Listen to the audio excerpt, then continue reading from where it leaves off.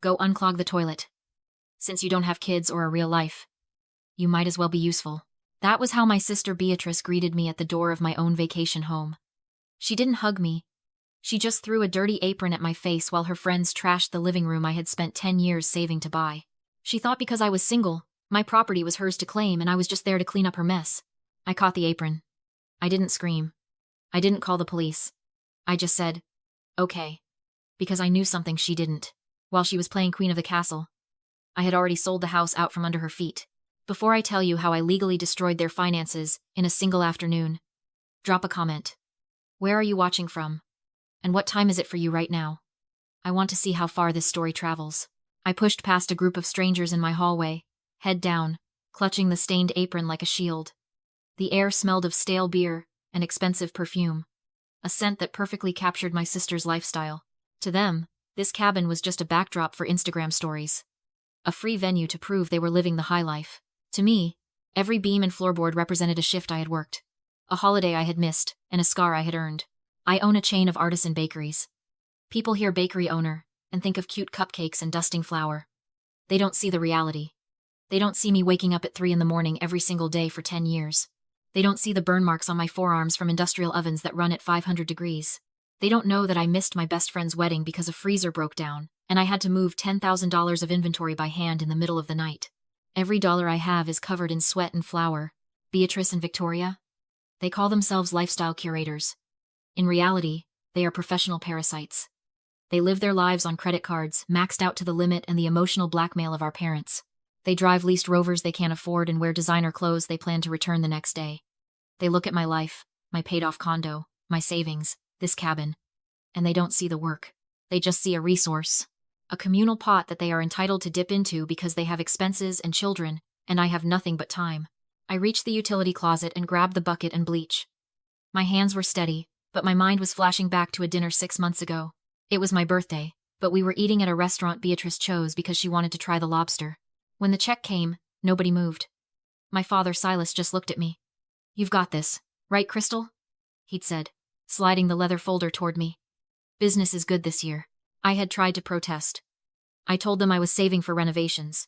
My mother, Marion, had reached across the table and patted my hand, using that soft, pitying voice she reserved for when she was picking my pocket. "Oh, Crystal, don't be greedy," she had said. "Your sisters have families to support. You have so much, and you have nobody to spend it on. It's only right that you share the blessings. Don't be greedy." That phrase had been the soundtrack of my life. If I got an A, I had to tutor Victoria. If I bought a car, I had to drive Beatrice to her auditions. If I bought a house, I had to give them the keys.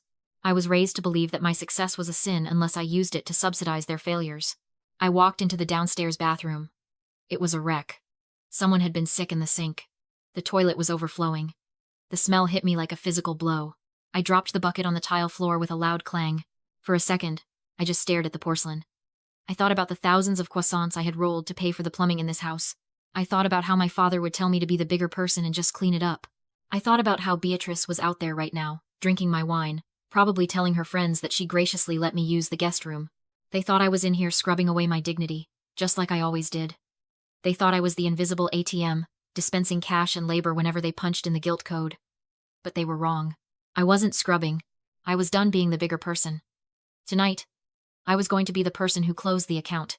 I knelt on the cold tile floor, the smell of bile and cheap vodka stinging my nose. My knees popped as they hit the ceramic. I reached for the scrubbing brush, my hand hovering over the handle. In that second, time seemed to stretch. I could hear the bass thumping from the living room, the shrieks of laughter from people who were destroying my home.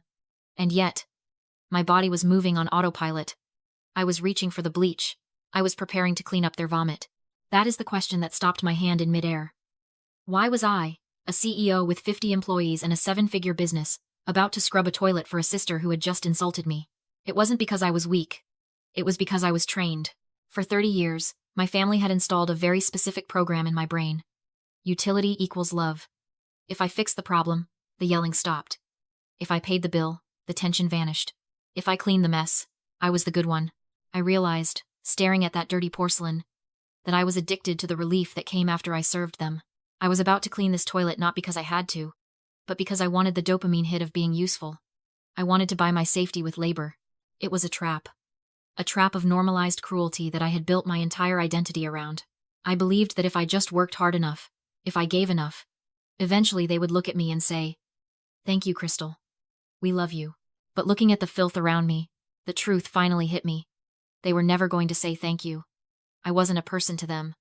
I was an appliance. You don't thank a dishwasher for washing dishes. You just kick it when it stops working. I picked up the brush. I cleaned the bathroom. But I didn't do it for them. I did it because I needed to clear the space to think. I scrubbed with a cold, mechanical precision. With every swipe of the sponge, I was scrubbing away the sister who begged for scraps of affection. I wasn't crying anymore. The good Crystal died on that bathroom floor. The woman who stood up 20 minutes later was someone else entirely. She was an auditor. I washed my hands, drying them on a towel that had been thrown in the corner. I walked out into the hallway, ignoring the noise from the living room. I needed to get to the guest room, the small, windowless box they allowed me to sleep in while they took the master suite. But as I passed the linen closet, something caught my eye. It was a piece of paper taped to the wall, right next to the stack of fresh towels. It was laminated. Professional.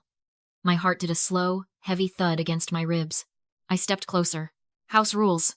It said in bold, cheerful font. I scanned the list. No smoking. Quiet hours after 10 at night. Standard stuff. But then I saw the bottom line. Printed in red. For extra linens, firewood, or late checkout, please Venmo the host immediately. At Beatrice Luxury Stays. $50 fee applies. I froze. Beatrice Luxury Stays? This wasn't just a party.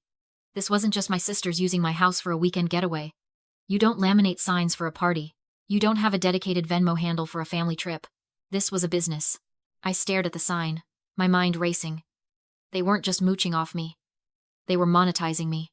They were selling access to my property, charging people fees for my firewood, and pocketing the cash while I paid the mortgage, the electricity, and the property tax.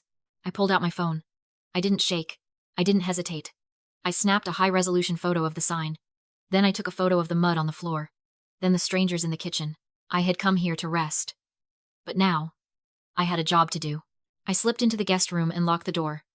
The party raged on outside. But inside, the silence was deafening. I opened my laptop. It was time to look at the numbers. The bass from the living room vibrated through the floorboards of the guest room, a rhythmic reminder of the disrespect happening just 10 feet away. I sat on the edge of the twin bed, my laptop glowing in the dark. My sisters thought I was in here crying, or sleeping off my tantrum. They were wrong. I wasn't sleeping. I was auditing. I opened my laptop and logged into my smart home dashboard. I didn't need to be a hacker to catch them. I just needed to be the owner. I pulled up the history for the smart lock on the front door. The screen populated with a long list of timestamps. I scrolled back. Last weekend. The weekend before. 3 weeks ago. Every single Friday, at roughly 4 in the afternoon, a unique temporary code was used to unlock the door. Every single Sunday at 11 in the morning, the door was locked. I cross-referenced the dates with the smart thermostat logs. On those same dates, the energy usage spiked massive amounts, heating the hot tub, blasting the AC, running the washer and dryer non-stop. I pulled up a calendar and started doing the math. Over the last 18 months, the cabin had been occupied for 72 weekends. My parents had asked to borrow it maybe 5 times. The rest? That was pure profit for Beatrice. I dug through the wastebasket in the corner of the room, looking for anything that might corroborate the house rules sign I'd seen earlier. At the bottom, crumpled under a used makeup wipe, I found it. A printed flyer. Luxury Mountain Escape. Hosted by B and Vic. $2,500 per weekend. Corporate rates available. I smoothed out the wrinkled paper next to my keyboard. $2,500 a weekend. Multiplied by the occupancy rate I was seeing in the logs. My calculator spat out the number. $48,000. I felt a cold rage settle in my gut. $48,000. That was the exact cost of the commercial dough mixer I had been saving up for 2 years to buy. That was the down payment on a second location I told myself I couldn't afford yet. They had stolen an entire future from me. Weekend by weekend. While I paid the electric bill they were racking up, I stood up and did a quick, silent survey of the room. I took photos of the gouges in the hardwood floor where someone had dragged heavy luggage. I photographed the cigarette burn on the velvet armchair. I estimated the repairs at $12,500, minimum. I had the logs. I had the flyer. But I needed one more thing. I needed undeniable proof that this was a transaction. Not just friends chipping in for gas. I needed them to walk into a trap of their own making. I picked up my phone and texted Elena. Elena was my college roommate, a shark of a woman who worked in corporate law and had a different last name than me. She knew about my family. She hated them almost as much as I did right now. I need a favor, I typed. Book the cabin. Right now. Contact Beatrice through the number on this flyer. Offer her double. $5,000. For a last-minute corporate retreat next weekend. Elena's reply came 3 dots later. On it. What's the catch? The catch is the paper trail. I wrote back. Tell her your company is strict about expenses. Tell her you can only send the money if the Venmo memo line explicitly says, rental deposit for glass cabin. OCT 12 to 14. Do not let her leave it blank. Do not let her write pizza or emojis. It has to say, rental. I waited. The minutes stretched out, punctuated by the drunken shrieks from the other room. I knew Beatrice. She was arrogant, but she was also desperate. She leased her lifestyle. She needed cash flow to keep up the charade. 10 minutes later, my phone buzzed. It was a screenshot from Elena. It showed a Venmo transaction record. Minus $5,000. Sent to @Beatrice Luxury Stays. And there, in black and white text, was the memo. Rental deposit for glass cabin. Oct 12 to 14. Beatrice had accepted it instantly. Her greed was so blinding that she didn't even pause to think why a stranger would insist on such a specific label. She just saw the dollar signs and grabbed. I stared at the screen. That digital receipt wasn't just proof of income. It was proof of tax fraud. It was proof of operating an unlicensed business. It was the nail in the coffin. I closed my laptop. The party outside sounded different to me now. It didn't sound like a violation. It sounded like evidence. I waited exactly 1 week to spring the trap. I needed the memory of the apron incident to settle, to harden into a narrative where they were the victors and I was the sullen, defeated sister. I needed them arrogant. On Thursday evening, I sent a group text. Family Zoom at 7 tonight. Important. 10 minutes before the call. I went into my bathroom and prepped for the performance of my life. I tied my hair back in a messy bun, skipped the mascara, and applied a foundation that was 2 shades too pale for my skin tone. I wanted to look exhausted. I wanted to look broken. I put on an old, oversized sweatshirt instead of my usual tailored blazer. I sat down in front of my laptop, took a deep breath, and hit start meeting. Faces popped onto the screen one by one. My parents, Marion and Silas, looked concerned, or rather, annoyed, that their evening TV was interrupted. Beatrice and Victoria were squeezed into one frame, holding wine glasses, looking like they were ready to judge a talent show. Well, Beatrice said, not bothering to mute her TV in the background. Make it quick, Crystal. We have dinner reservations. I let my shoulders slump. I looked down at my hands, forcing a tremor into my voice. I've been thinking a lot about last weekend, I said, keeping my eyes low. And about what you said, Mom. About sharing. Marion perked up. Oh, honey. Did you finally understand? I did, I lied. I realized I can't manage the cabin anymore. It's too much work. The maintenance, the cleaning. I'm just a bakery owner. I don't know how to run a property like you guys do. I looked up at the screen. Beatrice and Victoria exchanged a look. It was a look of pure, unadulterated triumph. It was the look of a predator watching a gazelle limp. I want to transfer the deed, I said, dropping the bomb. I want to sign the house over to Mom and Dad.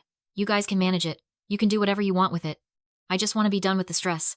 Silence. Then, chaos. Finally, Victoria clapped her hands. God, Crystal. It took you long enough to realize you were hoarding it. I think this is a very mature decision, my father, Silas said, nodding gravely. You're doing the right thing for the family, Crystal. It's too much responsibility for a single woman anyway. Beatrice took a long sip of her wine, her eyes glittering. We'll need to redecorate, obviously. That farmhouse chic is so 2018. But we can make it work. We can turn it into a real asset. They were already spending the money. They were already painting the walls. They didn't ask if I wanted to keep a key. They didn't ask if I wanted compensation. They just opened their mouths to swallow my hard work whole. I set up an appointment with my lawyer, Mr. Henderson. For tomorrow at 2 p.m, I said. You all need to be there. Bring your IDs. We need to sign the transfer papers to make it official. We'll be there, Beatrice said, beaming. Don't be late this time, Crystal. I ended the call and wiped the makeup from my face, staring at my reflection. They thought they had broken me. They believed they were walking into that office to claim their inheritance. They had no idea they were stepping into a trap. Henderson and Associates occupied the 42nd floor of a glass tower built to intimidate mahogany tables. Silent walls. Pressure in the air. I sat at the head of the table beside Mr. Henderson and a stenographer I had hired to record every word. At 1:55 p.m., Beatrice and Victoria arrived in sunglasses and leased designer bags, followed by my parents, hopeful and uneasy. Beatrice tossed her purse onto the table and complained about parking, already asking where to sign and talking about remodeling the house. Before anything else, Henderson slid a thick, blue-bound file across the table. "This is not a transfer," he said. "It's a notice of intent to file a civil lien." I dimmed the room and projected spreadsheets, 18 months of smart lock entries and power spikes lining up perfectly with Beatrice's weekend rental ads. Then a Venmo screenshot appeared, clearly labeled rental deposit. "You ran an unlicensed rental," I said calmly. $48,000 while I paid the mortgage. "And that's tax evasion." Beatrice exploded, claiming it was nothing, but Henderson cut in. "My client filed with the IRS this morning. Separately. You owe her $60,500 for theft and damage. We've recorded lis pendens against both your homes." Victoria screamed. Beatrice went pale. Their assets were frozen. A process server entered and dropped summonses into their laps. "You can't do this," Beatrice whispered. "You should have thought of that," I replied, "before you treated me like staff." She shouted about the cabin, her income, her leverage. "What cabin?" I asked. "I sold it 3 days ago," I said evenly. "A REIT bought it in cash. Locks changed this morning. Go back and you're trespassing." My mother turned on me instead of them, accusing me of cruelty. I stood, unmoved. "I'm not ruining them. I'm letting them face consequences you protected them from for 30 years. And since you co-signed their loans, you'll be paying their legal fees, not me." I left, blocked 4 numbers in the elevator, and didn't look back. 6 months later, my sisters are buried in audits. My parents are draining retirement funds to rescue them. I used the cabin money to open a second bakery in another state. I don't own a cabin anymore. I own peace. I wake up, smell yeast rising, drink my coffee, and enjoy the sound of silence. If you believe family doesn't get a free pass to abuse you, subscribe. I tell stories like this every week.